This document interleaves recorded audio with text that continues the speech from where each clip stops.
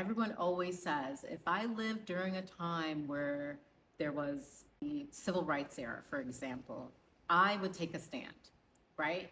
Everyone always thinks that they are the person who will be brave enough and courageous enough to stand for what is right. Well, that moment is now. So today is the economic blackout boycott. Over the last few weeks, so many of my friends and even family members have been impacted by the mass federal firings, by the gutting of the U.S. Agency for International Development, and the attacks on the federal government and how we operate as a country. There have been unprecedented attacks on the immigrant communities. And as someone who's first gen, who comes from an immigrant family, that has really hit close to home.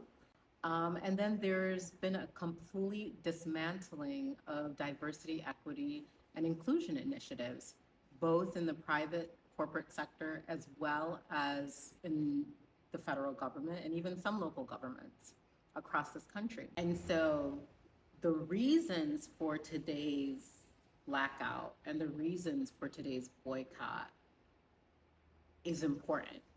And we need to, as collectively, as everyone who aligns with this value, which I believe are millions and millions of people across this country, need to demonstrate the power of our purse, need to demonstrate and vote with our dollars, and say that the trajectory and the movement that is happening to disenfranchise, to silence, and to continue to create a greater divide in our country across economic, social, and gender lines needs to stop and needs to end.